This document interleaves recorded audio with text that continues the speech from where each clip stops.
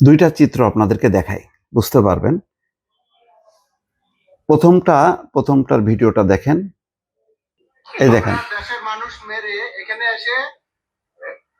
এটা হচ্ছে খালেদ মাহমুদ,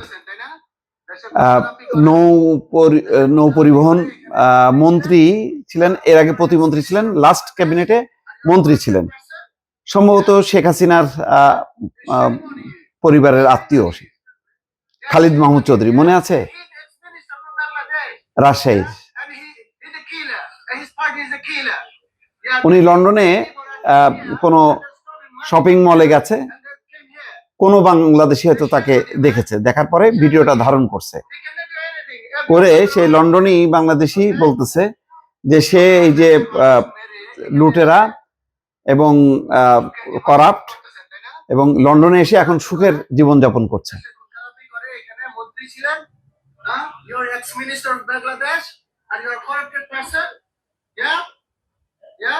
এটিএম বুথে টাকা তুলতেছে, পাউন্ড, এবং বাজার করতেছে।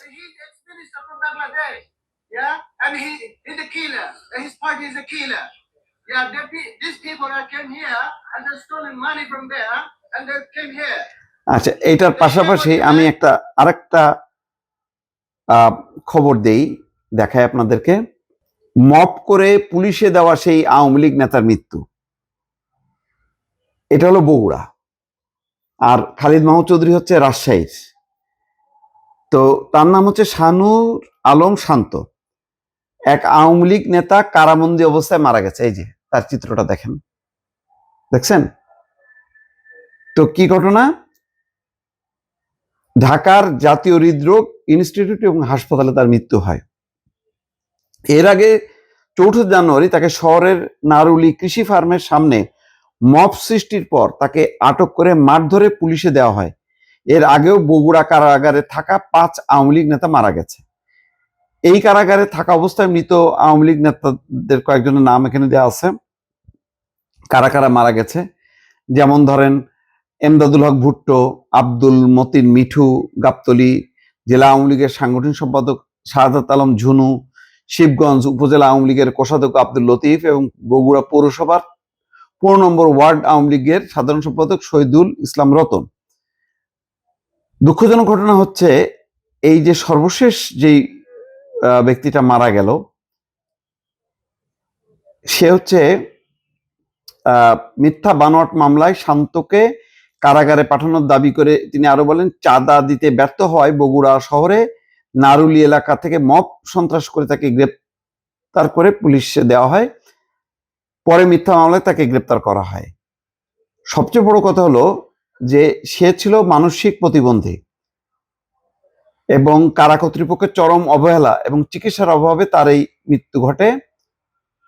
এখানে বলা হচ্ছে সারিয়াকান্দি উপজেলা হাটশেরপুর গ্রামের রজব আলী বলেন, শাহানুর আলম শান্ত যে মারা গেল আওয়ামী লীগ নেতা, একজন পঙ্গু এবং শারীরিক প্রতিবন্ধী হওয়া সত্ত্বেও শুধুমাত্র বঙ্গবন্ধুর আদর্শ লালন করার অপরাধে তাকে 4 জানুয়ারি শহরের নারুলি এলাকা থেকে কতিপয় যুবক মব করে টাকা আটক করে মারধর করে।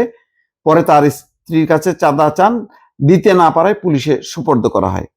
তার বিরুদ্ধে কোনো মামলা না থাকার পরও পুলিশ একটি বিস্ফোরক মামলায় গ্রেপ্তার দেখিয়ে তাকে আদালতে প্রেরণ করে আদালত তাকে কারাগারে পাঠায় এবং কারাগারে চিকিৎসাধীন অবস্থায় মারা যায়।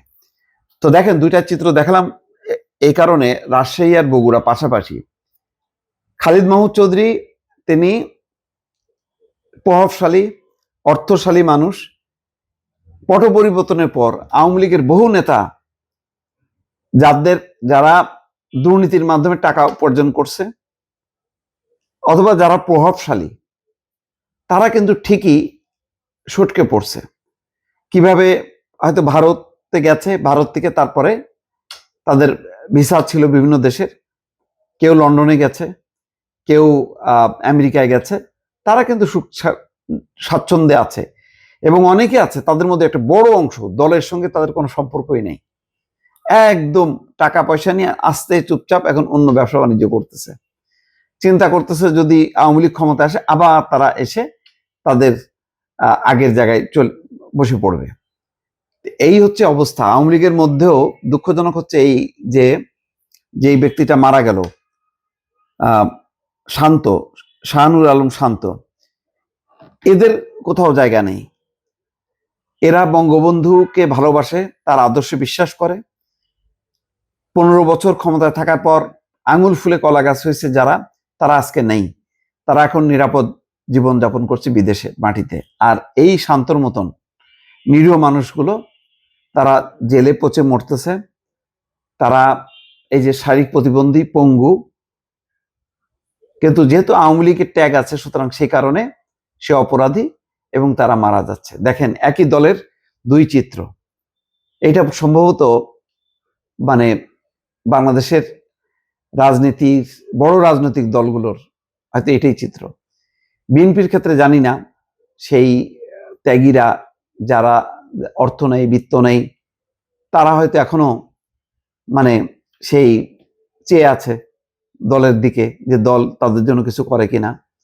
কতজন সেই তাদের দলের সহযোগিতা পাবে বা সরকারের সহযোগিতা পাবে জানা যাচ্ছে না। কিন্তু যেটা হয়, যারা সৎ আদর্শ তারা কিন্তু সবসময় বঞ্চিতই হয়, এবং শেষ পর্যন্ত শান্তর মতন পরিণতি হয়। এটাই হচ্ছে আমাদের রাজনৈতিক বাস্তবতা, দর্শক।